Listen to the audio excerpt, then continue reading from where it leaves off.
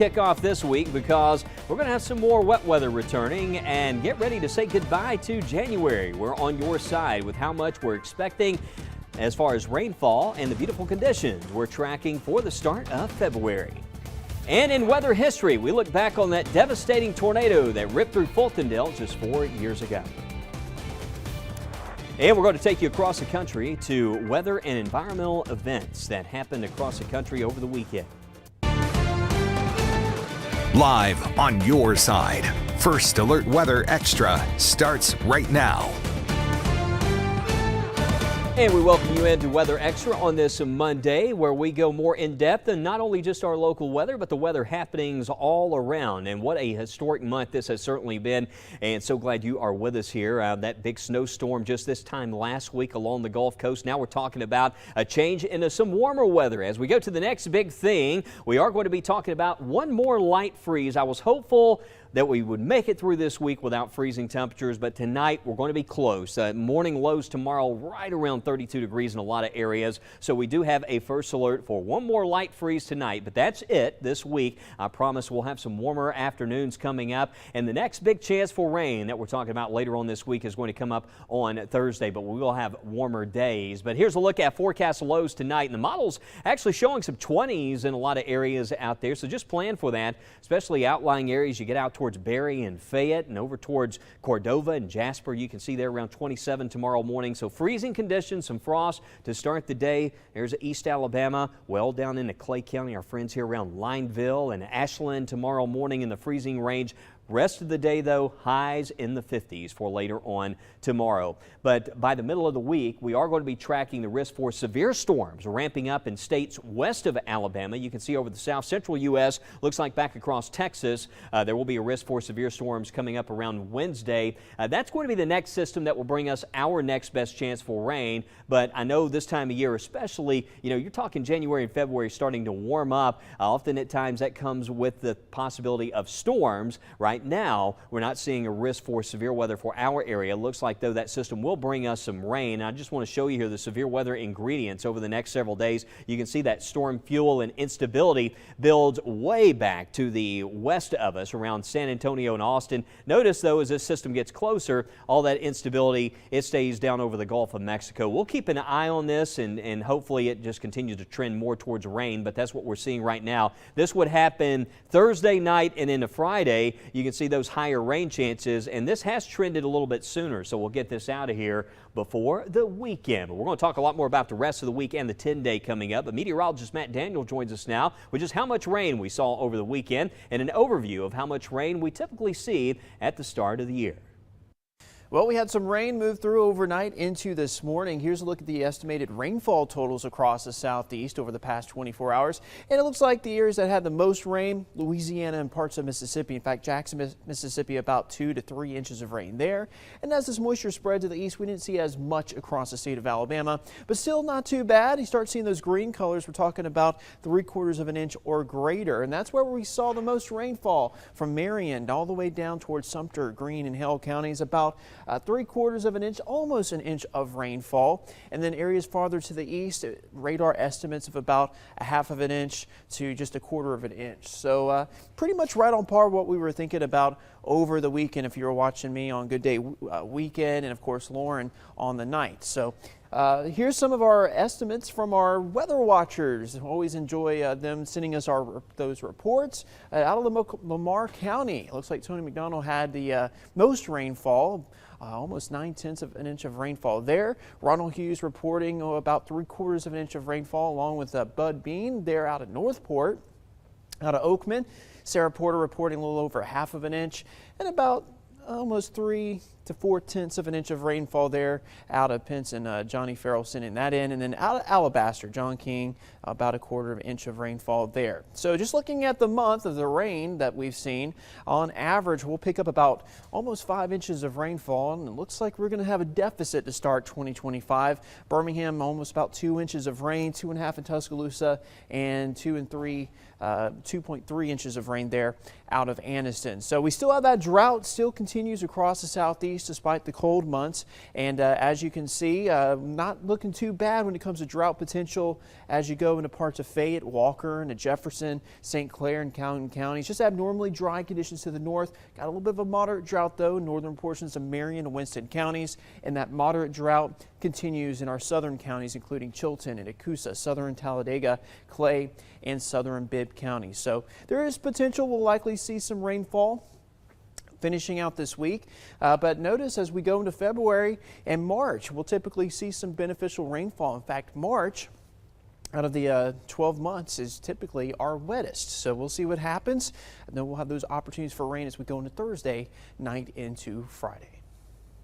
And it has been a slow progress to try to work on that drought monitor. But again, we will be talking about that other rainmaker coming up. But Saturday also marked the 4-year anniversary of that devastating EF3 tornado that moved through Fultondale. This storm occurred due to an approaching cold front. Dew points were in the low to mid 60s. Surface-based instability very high. And this was the first being the storm that tracked. It actually originated in central Mississippi.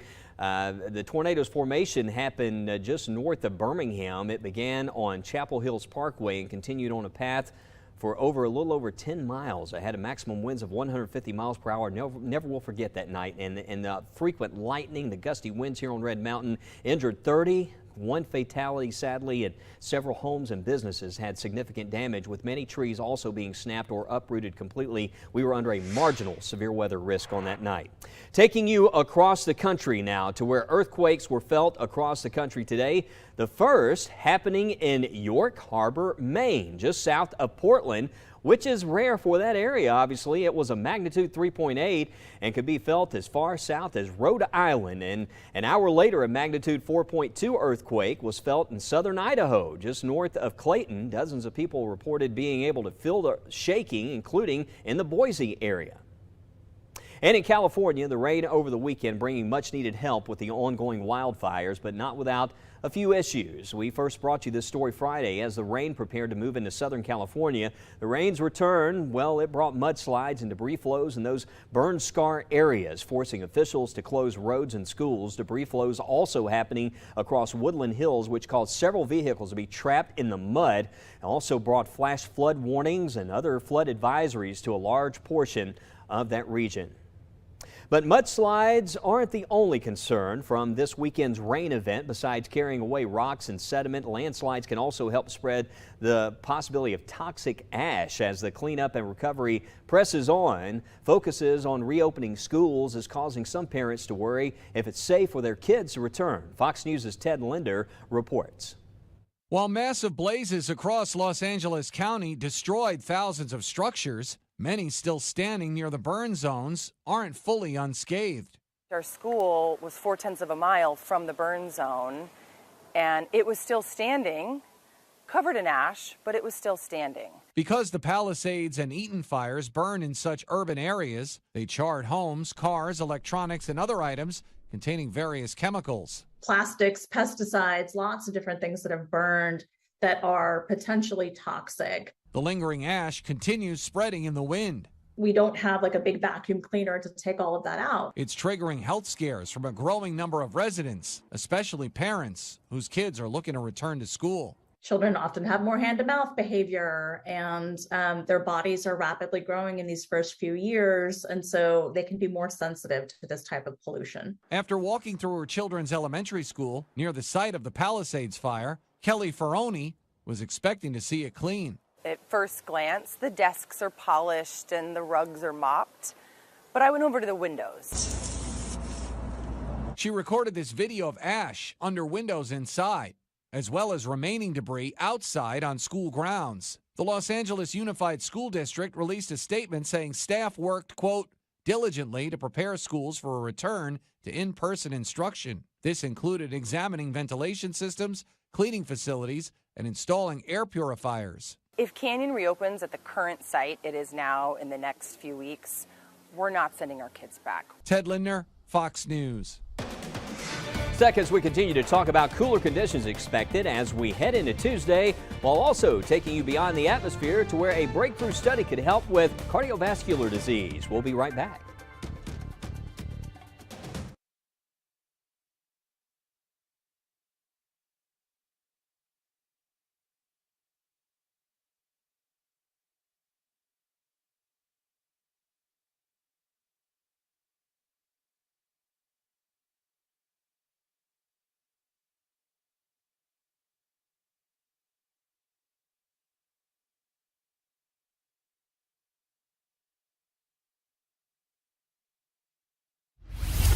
Listen, before the break, I know we said chilly night out there. It's going to be a cold night, but you know, last week, the kind of temperatures that we had high temperatures like this last week, but overnight lows tonight, some 20s, low 30s out there tomorrow morning. Yes, we have one more night where we will have a light freeze. I was hopeful that we'd make it through this week without those freezing temperatures, but after this, I promise that's the only night where we're going to have widespread light freeze across the area. We warm up. Rain chances are low on Wednesday. Might see a couple showers to the west, but we do see those higher rain chances coming back Thursday night and into early on Friday. And also, we'll be talking about this system back to the west and how that will impact those rain chances later on this week. But right now, what I want to do is take you beyond the atmosphere, now to where 6 planets could be seen over the night sky last night in Italy. And we've been seeing a lot of these reports, and some of you actually shared some pictures with me. Check out these images shared by the Virtual Telescope Project of Venus, Mars, Jupiter, Saturn, Uranus, and Neptune. This parade of planets forms an arc above the Earth when they are on the same side of the sun. And if the sky is clear, of course, they can be seen without the aid of a telescope or binoculars. And check this out. New research that's being performed in space is aimed at repairing damaged hearts in the future. In today's Health Minute, Mandy Gaither talks to the lead researcher about how the International Space Station was used to gain knowledge that one day may help patients here on Earth. What do heart muscle cells, NASA's SpaceX Crew 8 mission, and the International Space Station have in common? They're all part of the new out-of-this-world research that launched in March. Like, literally. The astronauts were amazing. They conducted many experiments, procedures on the ISS. Chun-Wei Shi and her team at Emory University School of Medicine sent these heart muscle cells to space to see if microgravity would help them better survive. Right now, she says a damaged heart muscle can't regrow itself, but there's hope that transplanting new cells can one day help repair that damage. However, many new cells die after being transplanted into a patient. So if we can find ways to improve cell survival, then those methods will be helpful for the cell transplantation applications. After about a week in space, she got the cells back and says the ones that survived went through molecular changes which allowed them to live. She says those changes were likely due to the stress of space travel, and if that could be replicated, it could help future cells withstand heart repairs. If we can turn up those molecules on Earth, we might be able to help the cells survive and overcome other stressful situations. For Health Minute, I'm Mandy Gaither. And on First Alert Weather Extra, we continue to talk about those rainy conditions for the end of January and share some of your weather photos sent to us via the First Alert Weather app. We'll see you after the break.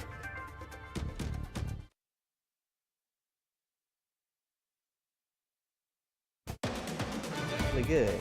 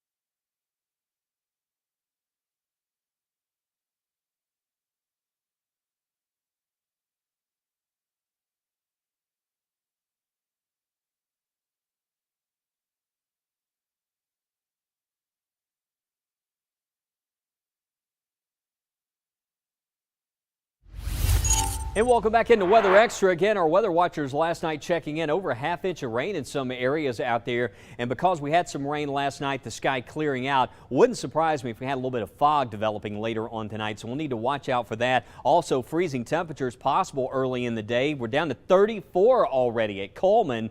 So listen, we're going to be in the freezing range early in the day. One more morning with these kind of temperatures. You can see some 20s, low 30s early on. And then the rest of the day, well, we get into Tuesday afternoon, mostly sunny, right around 60 degrees for some of us. Notice Fayette and Tuscaloosa, even Hamilton, they're warming nicely into the 50s. Birmingham, Alabaster, and Shelby County. You can see Coleman around 55. Anniston back to Ashland in the mid-50s. And the wind's going to be out of the west direction there during the day tomorrow at about 5 to 10 miles per hour. So we have a westerly breeze. We have dry conditions during the day with plenty of sunshine. But by Wednesday, you can see that we're going to see that risk for storms ramping up back to the west over Texas. This is where we'll see the risk for severe weather. That is going to slide to the south of us. The instability looks to stay well south with this particular system, but you can see as it comes together here, what's left of it, we will get a band of rain, perhaps a few rumbles of thunder as this moves our way. When does this arrive? Thursday night. So with respect to planning the work day out, tomorrow looks dry during the day. Most of Wednesday looks dry, maybe a couple isolated showers Wednesday night over West Alabama. And then during the day, Thursday looks dry. It's Thursday night and perhaps during the first part of the day, Friday, some of this rain still may be around during the morning. But this is that same system we were telling you about. It looked at one point like it would impact the Groundhog Day weekend. Well, it's trended earlier. If you checked in with Lauren last night and Mickey and Megan earlier today, we've shifted that timing now. Looks like we'll get this out of here before the weekend. So that's a good thing. Right now as we go to that First Alert 10-day forecast, you can see by Saturday we have sunshine coming back with 64 degrees for an afternoon high. And how about, I know the afternoons, I talked about some milder temperatures. Look at Sunday, Monday, and into next week. We're talking about highs around 70 degrees. And even with these milder temperatures, I'm not seeing rain on Monday, so we get to enjoy a nice, comfortable afternoon there. Dry weather conditions, the same on Tuesday. I'm watching, though, the models are trying to pick up on a system around February 5th or 6th that could start to bring some rain. We know that it's not going to stay like this. We'll eventually have some wet weather and possibly even some storms impacting the area, so we'll have to watch for those chances there in the long-range forecast. And speaking of long range, let's go beyond the 7-day here, more on that 10-day forecast. Show you some of the long-range projections of some of our climatological outlooks here. In February 2nd through February 6th, you can see the temperatures are showing above average in that time frame. So we go February 4th through 10th, overall time period there. We're looking at the 14-day outlook, still showing warmer than average conditions. That's why last week I was talking about we're going to see this milder pattern into the middle portion of the month of February. And interestingly, the model data is kind of backed off on how much rain we could see this week and in that next 7 to 10 day period. But it looks like once we kind of factor in the next 2 weeks, it looks like towards the end of next week we'll have better opportunities for some wetter conditions, and we'll be talking a lot more about that. But we're headed into the classroom now with meteorologist Shinte Rodriguez for Weather in the Classroom. She visited Chelsea Park Elementary School today as part of their career week. She was able to speak with the students about being a meteorologist and how we make forecasts. Plus, she read Tania's book, Weather Wonders, Exploring the Skies with Mom. And teachers, you can sign up to be visited by a member of the First Alert Weather Team. Right now, we are scheduling school visits. Just go to www.weatherintheclassroom.com where you can sign up to get a visit from a member of our team. And from there, you can download the Weather in the Classroom booklet where you can work on the activities with your students. And when a member of the team, the weather team, visits your class, we'll work on the final activity together, and then your students will officially become WBRC Junior Weather Watchers. So we can't wait to see you teachers and students very, very soon. And speaking of learning, have you ever wondered what life would be like without a refrigerator? Well, visitors to Chicago's icy Klein Creek Farm had the chance to experience this firsthand. Fox's Elizabeth Matthews has more on this story. Every year, the folks at Klein Creek Farm wait for the ice on the lake to get thick enough. Well, guess what? Now it is, and they need your help. It may not be as rhythmic and ominous as the Disney movie, but it's the real deal. And it's in our backyard. We've been cutting ice for over 30 years. We do it as a demonstration so people can appreciate their refrigerator. And I think all of these people here will go home and give their refrigerator a big hug. Here on the Klein Creek Farm, they share farm life experiences dating back to the 1890s. Part of that, ice harvesting on Timber Lake, which now is coated in 7 to 8 inches of ice. We usually cut anywhere between 11 and 17 tons of ice each year. The annual event has become a popular attraction for the West Chicago farm. Ever since the movie Frozen came out, people have been clamoring. They start by scoring the ice with plows to make a grid. Then they saw. Tracy here, she makes it look easy, getting in her shoulder and back workout. Are you ripped? You're ripped, aren't you? You'd have to ask somebody else that question, I think. Me, on the other hand, Really, you appreciate your freezer. I mean, you really do. I think I pulled something. After the blocks, which weigh 60 to 70 pounds each, are sawed, We'll use the break-off bar to break them off, and then some pike poles to push them up the channel. to get the ice out of the water, it goes up a ramp using a pulley system. Then it's dumped onto a wagon. It's then carried to the ice house, where it's used to keep everything cool through the summer months. The Living History Farm lets the public watch and even use the old-timey tools. Show us your muscles. Come on. What is that, like 3 pounds? 18. How many? 18? 18 pounds. I love it just because it teaches them, I think, a lot how lucky we are for a lot of the, conveniences we have. They're going to be harvesting this ice every day between now and Monday. They've got morning hours and afternoon hours. For more information, go to our website, fox32chicago.com. Reporting, Elizabeth Matthews, Fox 32 Chicago.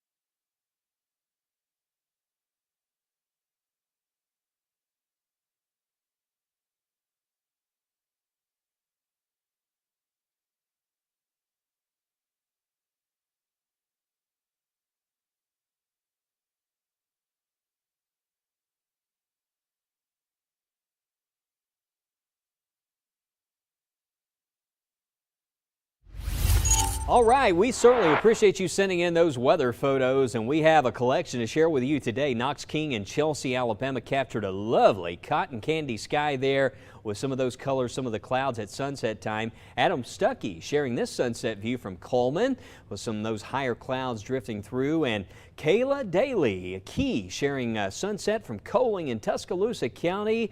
Almost a bright orange glow there, red to orange sky there in the evening. Norma Bryan with this lovely sunset in Fayetteville. Notice how the streams just completely froze over in that picture. An icy view there from Tennessee. And Kim Smith sharing these lovely clouds over Moody, and an interesting cloud, almost a lenticular shape there. See, kind of like that dome shape with some of those clouds out there, but some interesting cloud formations captured. And I've seen a lot of photos out there. Of course, this time last week we had lots of snow photos. Well, it was Tuesday that historic snowstorm impacted the Gulf Coast, but what a week it was. What a month it has been. And as we wrap up the month of January, as you'll see on this 10-day forecast, we are going to have mainly dry conditions. Of course, tomorrow during the day, Wednesday, Thursday, rain comes back overnight. But look at those afternoon highs. Listen, it's still going to be chilly at night, but we got some 70s on the way in that long-range forecast. We'll have the updated forecast hourly update coming up tonight. Be sure to join us first at 9.